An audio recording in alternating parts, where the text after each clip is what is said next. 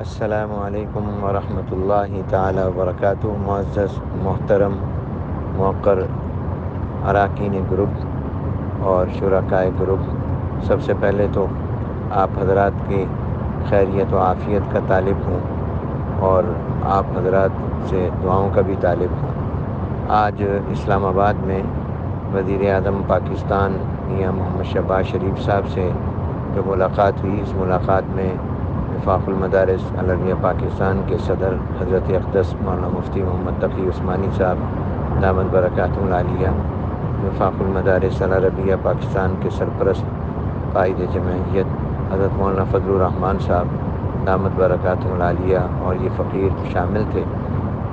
اس ملاقات کا بنیادی مقصد دینی مدارس کو ایک عرصے سے جو درپیش مسائل مشکلات ہیں ان کے حوالے سے بات چیت کرنا تھا اور جو زیر التواء ہیں ان پر گفتگو کرنا تھی، کیونکہ حکومت کی تبدیلی کے بعد سے یہ مجلس عاملہ نے بھی طے کیا تھا کہ موجودہ حکومت سے اب بات کی جائے اور ان مسائل کو حل کرایا جائے، جس میں سرفہرست مدارس کی رجسٹریشن ہے، مدارس کے بینک اکاؤنٹس ہیں اور اس کے علاوہ دیگر بہت سارے مسائل ہیں۔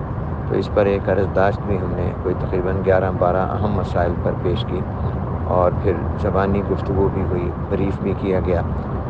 اس میں وزیر اعظم صاحب نے یہ کہا کہ آج کل چونکہ بجٹ درپیش ہے، اس لیے ہم بجٹ اجلاس کے بعد انشاءاللہ ترجیحی بنیادوں پر ان تمام مسائل کو باہمی مشاورت سے حل کریں گے۔ اللہ کرے کہ یہ وعدہ پورا ہو۔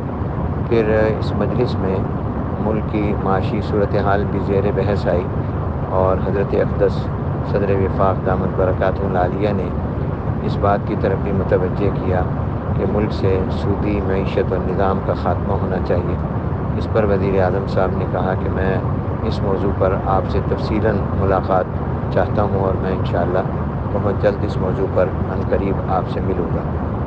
یہ آج کی گفتگو کا خلاصہ ہے۔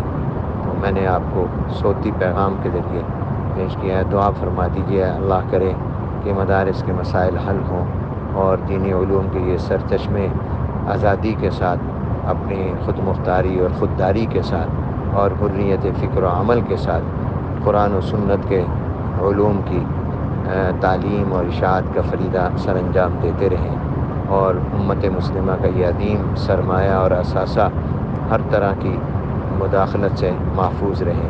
السلام علیکم ورحمۃ اللہ وبرکاتہ۔ عجب ہے پورنوار خیر المدارس خدا کا